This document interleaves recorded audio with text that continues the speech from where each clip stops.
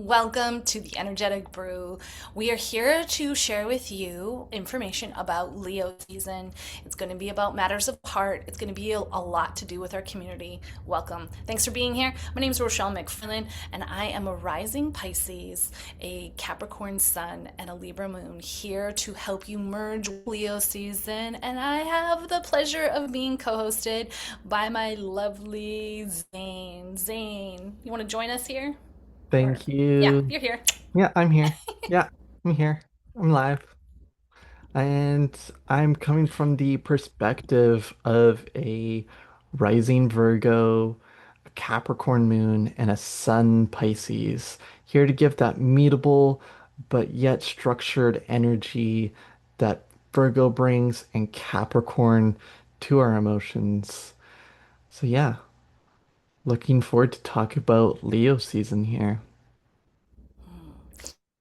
It is an action-packed Leo season too. So one might say, let's buckle up, put on a helmet, and slow down. We have a lot of retrograde energy during Leo season, as well as the eclipse that's going to be happening.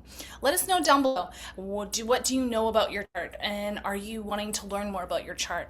The second Thursday of every month, we host a gathering completely free to be able to help you integrate your brew, what's happening within the transits, and being able to create that sense of community base. And during Leo season, it's going to be very important for us to start looking at our community.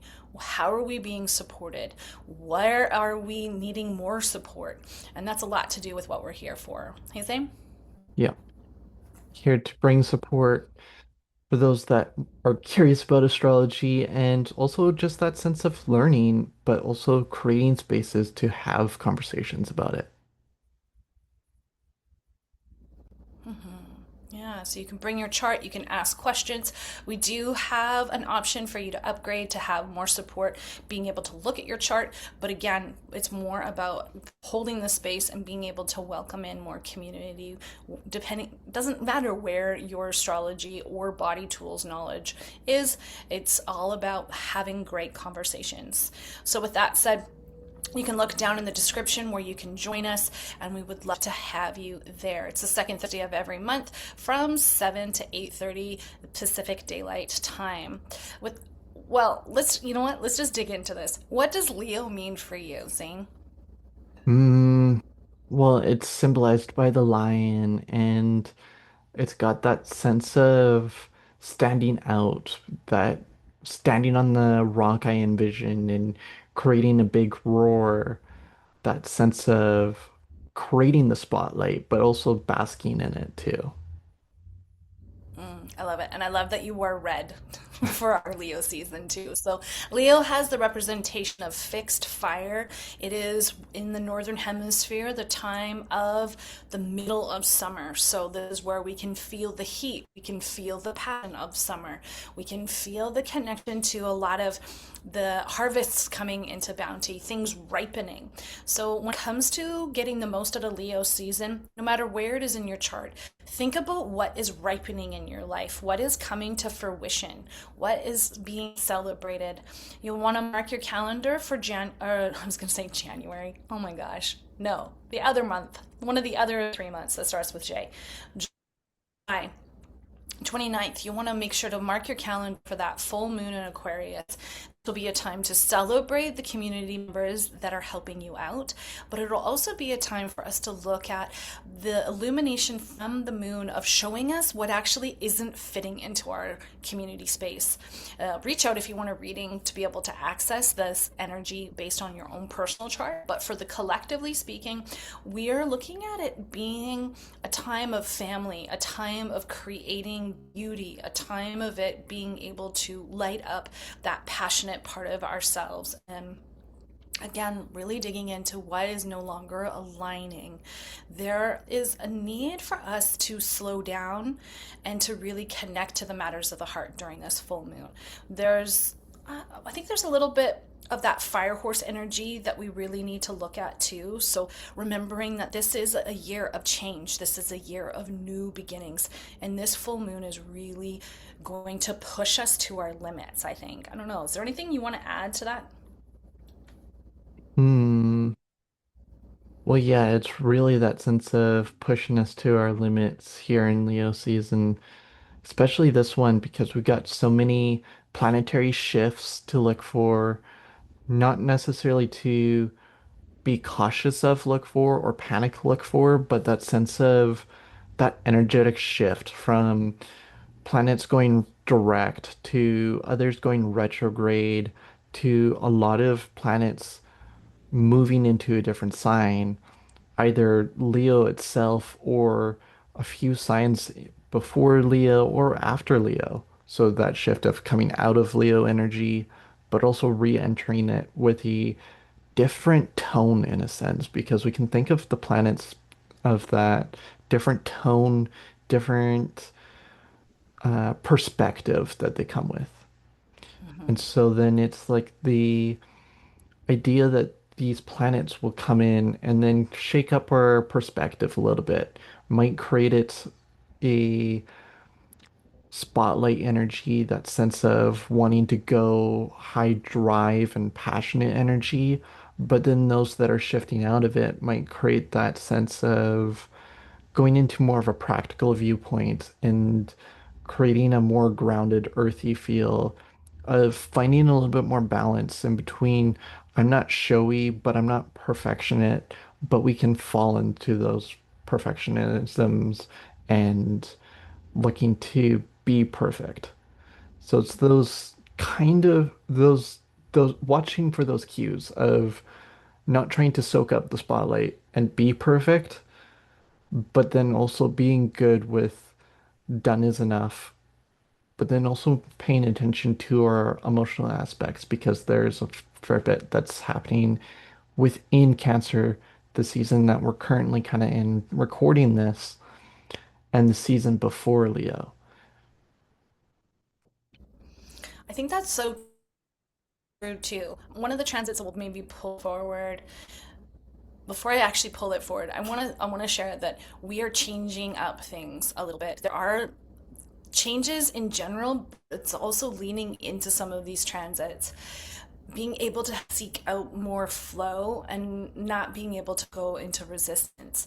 So if you're noticing if there's some resistance or there's changes are happening, take a breath, take a moment, lean into our body tools that we post every week called Meridian Monday. You can find us on Instagram as well as Facebook. We're talking about the little tidbits, and this is something that's really important to us is like being able to give you digestible small pieces. One of the client charts that I readings that's part of our membership that I just did was I got her to only focus on one aspect of looking at what are blind spots. And she's worked with other astrologers before, and she said, you know what? Thank you for not overwhelming me. And so this is really what our goal is here. During these times and finding things on our YouTube channel, we might have a little bit more meatiness, a little bit more to connect with. And so let us know, what is it that you're looking for? How can we support you further?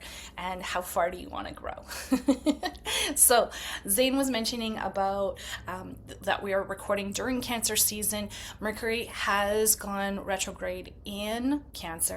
And right around this full moon we were talking about on July the 29th, Cancer will kind of give Mercury that push to go direct, and that'll happen a couple of days before this full moon.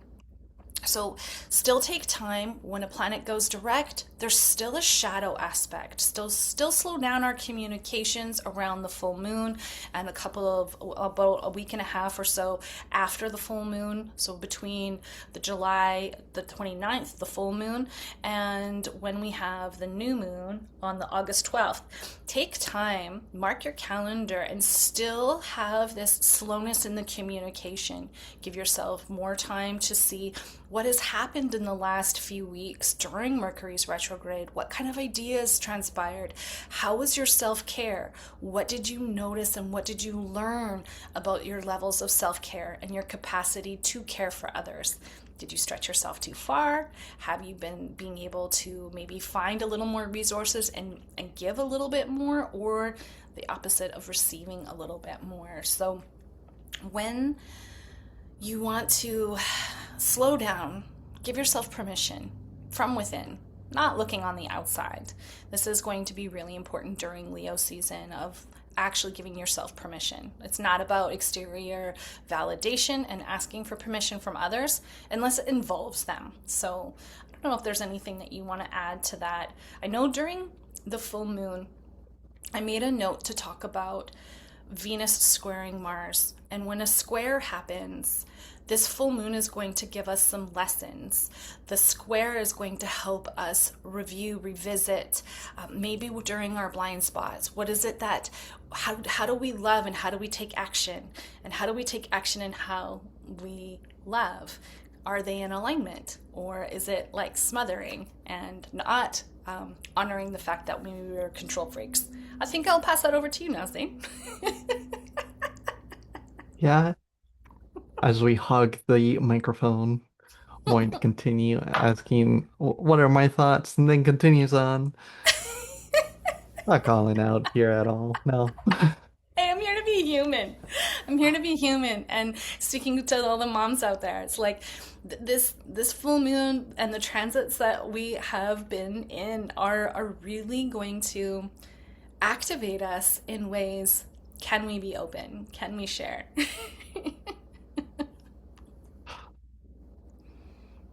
Yes, that's very much the concept and idea of this full moon of being open, sharing, but then also coming into self and then having a sense of bit of time to focus on self boundaries with self a little bit as well, with some of these planetary shifts that are happening within Leo season and slightly before this full moon, within the Saturn going retrograde energy that's happening.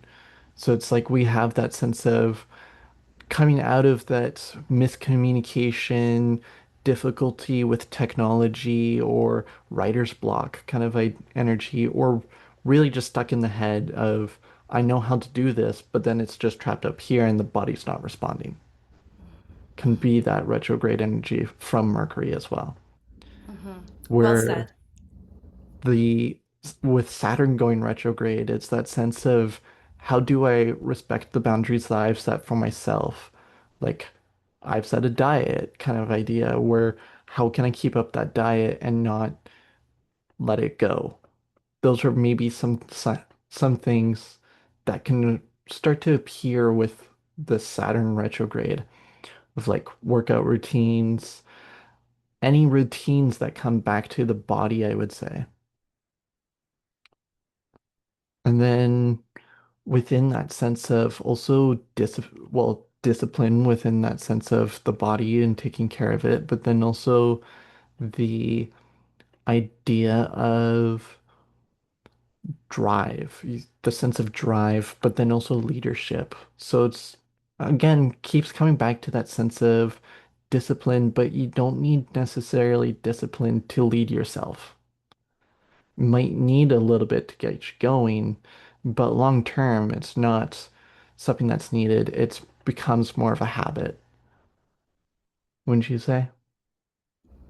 I would say so too. Yeah, during that Saturn retrograde, it's also giving us permission to look at limitations and the structures. Are we being too restrictive on ourselves where we're being almost self-defeating? It happening in the sign of Aries, it is a lot to do with the head, the thoughts, the identity. Where have I restricted myself and my sense of identity as well? So taking some time, I think you have it in your notes saying the dates for that Saturn retrograde. So again, breaking this down into a little bit of a smaller section is like giving yourself permission to look at these transits happen on a daily, but there's also a longer cycle period for them. So as Zane mentioned earlier in this, that it's not about this panic energy. It might feel like an intensity from the outside.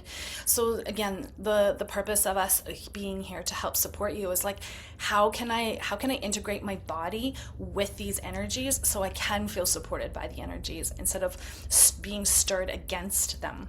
So when we look at Saturn and the energy of Saturn, it is about the masculine part. So I'm not talking about gender, but I'm talking about the idea of structure, the idea of being held. We could also be looking at our relationships with our fathers. How do we maybe parent ourselves from an inward level? These will be the things to dive into during this time. And it's not until December. So it's almost like we have a 6 month period here to work with Saturn when it comes to our identity, our self control, who we want to be in the world, and where do we want to take action too that will help and support us. So remember, when we plant seeds in a garden, here's a quick analogy for you. We don't get to harvest immediately. And so here, this is an opportunity to look at a cycle in this next 6 months of how to go inwards with your sense of self. But again, this is for the collective. So Aries might not be in your first house. I know for Zane and I, that's not where Aries is. So we'll be looking at more of our resources and how do we dream up things. This will be how we will work with the energy of Saturn over the next 6 months. So take some time. If you have some questions, pop them in the chat down below or pop them into like the comments down below. And again, a reminder, come join us the second Thursday of every month to join the conversation and to be able to chat about these recordings with us. All right. Shall we briefly talk about Chiron going retrograde as well? Because this will also happen in Leo season. Chiron is the wounded healer. It is the part of our chart that we come in to be able to pivot into a deep sense of healing. For me, it's around communication. I had a bit of a stutter. I still have a bit of a clarity in needing to really enunciate my words. This is something that I have been ashamed of, embarrassed by, but now I'm starting to own it, being able to see, oh, this is the imprinting I came in with, this is how I can choose to pivot. So depending on where Chiron is in your chart, you might have other little bits that are there for you to be able to grow with. I think of Chiron as like a master shaman, a master healer, and also like gardening terms again, like huge fertilizer for our capacity and our potential. Is there anything you want to add about Chiron before we talk about I'll give a few bits about the retrograde? Mm, no, I would say, well, besides that part of, for those that don't know, Chiron is this asteroid that goes around and is part of, within astrology, that travels slowly, so it's not a fast-moving asteroid, but then it creates this effect on us that then is that sense of can show up as where you may have been hurt in younger years, and these younger years can be legit the ages from you could be 5, but they could also be something that just happens to you when you're like 35, 40. Because when we have the Chiron return when we're 50 or 51 at times, it's kind of that sense of now I'm ready to start healing from that. So it's not necessarily something that happens once and it sticks with you for life. It's something that kind of happens throughout your lifetime and kind of could build up, could be something that's a little bit here, a little bit there. But then it's like these little tiny cuts and wounds might be a big one that then once you start turning into those later years, you kind of start to formulate your own medicinal medicine to heal those wounds and cuts, but then also finding ways to explain to others that may have been cut or wounded metaphorically in these instances that then can help heal them on their journey a little bit earlier. And then be able to pass that on through the generations. That's my perspective of Chiron, at least, and a little bit more of Chiron. I love it. And it's true. A, for the collective with it, I lost my thoughts for just a moment, but I was going to say with Chiron recently being in Aries for the last, I think it was 2016, 2017, we started to get some flavors of what our identity was about, what and who do we want to claim. And then if we look back to 2020, what happened, there was a lot of masks being enforced upon us, of being able to protect ourselves. And it's not just even just the physical wearing of the mask, but it was like a lot of the masks were coming off. We had a lot of action around identity and claiming who we are within our body, within our sovereignty. And now with Chiron moving into more into Taurus and spending more time in Taurus, except for this retrograde, it will go back over. But as far as when it comes to Leo season, it's like, how are we connected with the earth? How can the earth heal us? How can we heal with the earth and starting to have more of a connection? So take a look at where Chiron is in your chart. We would love to hear from you. And again, come and join the conversation on the second Thursday. We can talk more about it. It's a driven community project about, yes, we have notes and an agenda potentially of what we want to talk about, but it's also about for the people, by the people. So Chiron in Taurus is a lot to do with what do we value, how do we choose to use our voice, and where haven't we been speaking up before.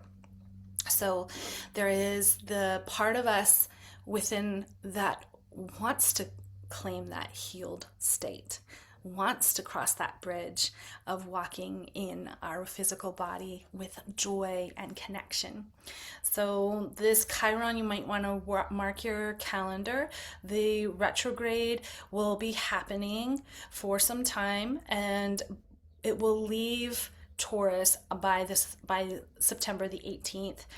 It'll take some time in Aries for a little bit, and then it will return back into Taurus. So it's crossing that line, that part of our from one sign to the next, there can be some crunchy feelings. So taking some time with the new moon in Leo to set some intentions, and I'll give you the date for the new moon in Leo in just a moment. Taking some time to set intentions of like, how can I activate my healed state based on who I want to be. And if it's letting go of people pleasing, if it's letting go of having too soft of boundaries, then definitely it's all possible for you. This is where I'm really starting to notice, as we learn to live further into our charts and dance with the transits, possibility becomes so much easier. Yeah, I love it. Okay, so Taurus will say goodbye to Chiron on September the 18th, and then the retrograde will end on January 6th, 2027. That sounds so weird. Oh my gosh, sci-fi moment. All right, let us know if you have any questions and you want to work deeper with that transit. All right, let's talk about when the actual season starts of Leo. That I think that's something that we've kind of missed. I get excited and sometimes miss some details. So Leo season officially starts July the 22nd on 12:13 p.m. Pacific Daylight Time. So take some time to connect with fire, connect with the safety of what fire can provide, connect with your heart's passion, and being able to connect with that, as Dean said, wanting to be seen, but wanting to be seen in a healed state, a potent state. The downsides of Leo can be very self-centered, closing out relationships and not really thinking about the other. Mm-hmm. All right, so that's July the 22nd is when Leo season starts. You want to talk about the new moon? The new moon, Mm-hmm. the new moon in Leo that happens on August 12th at 10:37 a.m. Now, this isn't just a new moon. This is also a total solar eclipse that's happening as well. And for those that are nerdy and want to know exactly where this is happening in their chart and within the astrology chart, it's happening at 20 degrees. Now, earlier you were bringing up something why this might be important to look at your chart and taking a look at if you have anything at 20 degrees. You want to dive into that a little bit? Yeah. So as I mentioned earlier, I was like being able to set intentions with the new moon, being able to work with Chiron, being able to work with Saturn, being able to utilize the energies of these luminaries in the sky, whether they be a planet or an asteroid, being able to set the highest tensions of feeling into that healed state. So when I look at something around 20 degrees in my chart, this is going to be almost starting on the last sort of little slice of that 30 degrees. So each sign has 30 degrees. And so when we're at 20, we're starting to have this more matured processing. We're starting to have more of this cumulative wisdom coming into place. And wisdom is just the things that I've learned and I'm choosing to put them into action. So activating ourselves with this moon in Leo at 20 degrees and it being a total solar eclipse. It's like, what am I wanting to bring in that I've always wanted? What is it that I'm not talking about material things. I mean, it could be that, it could be about relationships, it could be about passions, it could be the things that I have been holding on to as hobbies that I want to now turn into more of a career option. There's going to be this ability for us to really come into the matters of our heart and look at things that we were maybe too afraid. So, utilizing Leo's energy of courage and connection and heart centered space. This new moon is going to really help us to step into the things, go into the lion's den, so to speak, with courage, with compassion, with a new sense of confidence. Maybe it's tending our hair and heart and head space. Like if we think about how a lion would be, now would be more of the main male lion that I'm thinking about in the moment, but also looking at that feminine side of like, she's the one that goes and hunts. He's the one that rests. So what is it that you need to anchor into when you have work life balance? And for those that are rising Leos out there, this new moon is happening in your first house. So it might be a lot to do with the vision. It being Leo season, it is the time for you to be planning. It is the time for you to be creating the biggest vision ever. And for the collective, it's about the children, it's about the passion, it's about being able to create. If you're wanting more about how to work with your own chart, obviously just reach out. We're here to help you. But collectively, this Leo energy is about what is the desire of the heart, being able to plant seeds around that. Do you have anything to add to that? I'm getting Hmm. excited because I have some aspects in my chart that this new moon will Yeah. be flavoring for me. Yeah. I know I brought up my chart as you were going, and then because I didn't have everything memorized in the moment right now, thinking about all of the other transits that are happening, so many things to keep track of. And that's why I brought up my own chart, because it's okay not to have it completely memorized. So don't feel pressured to memorize your own chart.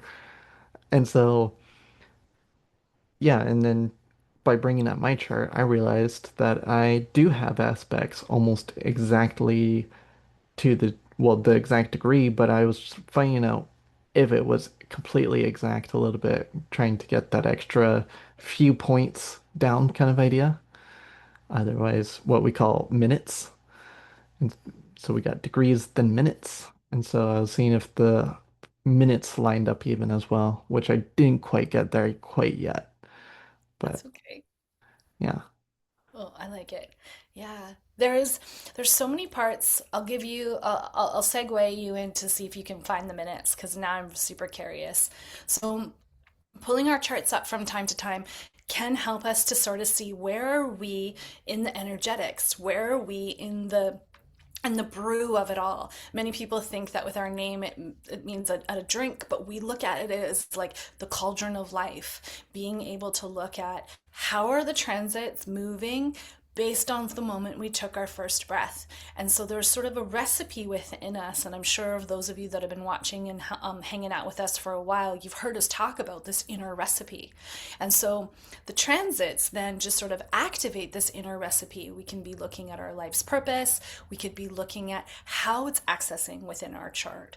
And so for us, for Zane and I, our rising signs mirror each other. They sit across the table. And so when it comes to Leo and Aquarius, there is this connection to our health access.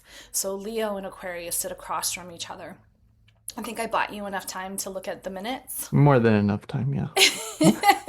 This is the part of like working in partnership and feeling good about it. So encouraging all of you out there too that it is possible. It's so possible. Yeah. So tell us, what did you discover? Well, for those that are also curious on the exact minutes that this solar eclipse will be happening on, it'll be happening at 2 minutes. So it's really fresh within the degrees of Leo, within that 20 degrees mark. Very specific. We're at 20 degrees, so not we're midway through Leo, but within the degree itself, it is early on. Not by much because the minutes go by fast with the sun and moon as they move very quickly, just like Mercury as well. But other planets, the minutes may take days, it may even take months. But with the sun and moon, they can take up anywhere from legitimate minutes to maybe a few hours. And so there's that sense of, yeah, things can go move very quickly and give not a different, well, a different kind of tone to it, but we're in a sense, an allowance of operation. So even though it's not exact of the minutes lining up, it does have that sense of we are that close together that it's may as well consider that it's close enough that we're still receiving that energy. Yeah, wouldn't you say so? Within that sense of we got that sense of feeling the energy, even though it's not exactly perfect, because we that comes into that Virgo kind of perfective, trying to get things exact. And this is him embodying his rising Virgo perspective and how Virgo shows up for him in his chart. And it's okay. So part of what's happening is like we can have an exact conjunct, meaning like they're exactly together by degree and minutes.